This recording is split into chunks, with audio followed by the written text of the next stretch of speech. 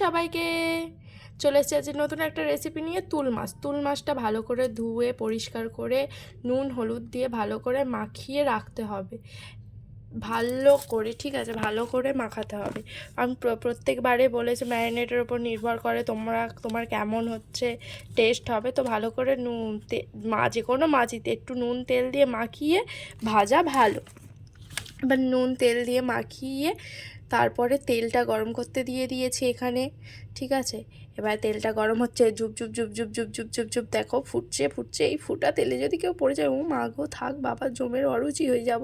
তারপরে এই যে মাছটা দিয়ে দেওয়া হলো, মাছটা ভেজে তুলে নেওয়া হবে, ঠিক আছে। এই মাছগুলো ভেজে তুলে নেওয়া হয়েছে। তারপরে এখানে তেলটা আবার একটু গরম করে তারপরে এখানে হচ্ছে ফোড়ন দিতে হবে, ঠিক আছে। কালো জিরে ফোড়ন, তেজপাতা, পেঁয়াজ ভালো করে হচ্ছে লাল লাল করে ভেজে নিতে হবে। পেঁয়াজ কিন্তু প্রত্যেকটা তরকারিতে লাল লাল করে ভেজে নিতে হবে, কাঁচা পেঁয়াজ দিয়ে রাখলে কিন্তু ভালো লাগবে না, ঠিক আছে। Jokes part. তো ভালো করে হচ্ছে এরকম লাল লাল করে ভেজে নিতে হবে। এটা হচ্ছে মশলা, ঠিক আছে।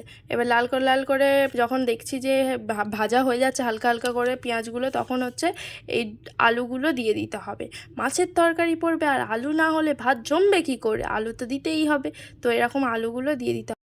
তারপরে হচ্ছে এই আলুগুলো আবার একটুখানি ভেজে নিতে হবে, মানে ওই তেলের সাথেই হচ্ছে আলুগুলো একটু নাড়িয়ে চাড়িয়ে দেখেছো, প্রত্যেকটা রান্নায় কিন্তু হাতের কাজ প্রচুর ভাই, নাড়াতে হবেই।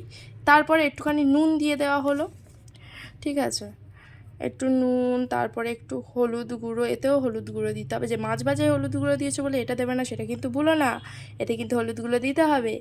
একটু হলুদ গুঁড়ো দিতে হবে। তারপরে আবার একটু নাড়াচাড়া করে একটু টমেটো কুচি দিতে হবে, ঠিক আছে। টমেটোগুলো চার ফালি করে দিয়ে দেওয়া হলো। টমেটো দিলে তো টেস্ট আলাদাই হয়।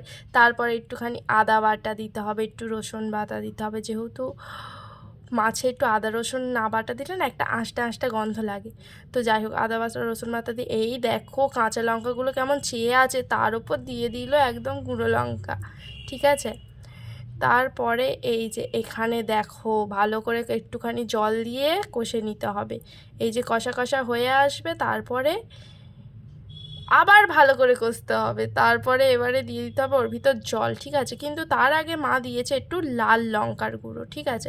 এটা কিন্তু কালারের জন্য, ঠিক আছে, তরকারির ভালো কালার হবে ওই জন্য দিয়েছে। তারপরে এই যে জলটা দিয়ে দিল, ঠান্ডা জলই দিয়ে দিল, ঠিক আছে। দিয়ে ভালো করে ওটা ভালো করে কষিয়ে নিতে হবে।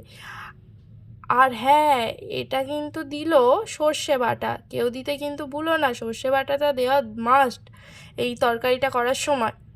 আর তারপরে একটু ঢাকা দিয়ে যখন দেখলো যে জলটা মানে একটুখানি ফুটে এলো, তখন মাছগুলো দিয়ে দিতে হবে। আগে তো মাছগুলো ভাজাই ছিল, তেমন কিছু না, এবার রসগুলো শুধু মাছে ঢুকে গেলেই হয়ে যাবে। তো মাছগুলো দিয়ে আবার হচ্ছে অফ করে দিতে হবে। তারপরে এই যে হয়ে এসছে প্রায়, এখানে আলুটা সিদ্ধ হয়েছে কি একটুখানি নাড়িচাড়ি দেখে নেবে। ভালো লাগলে লাইক কমেন্ট সাবস্ক্রাইব।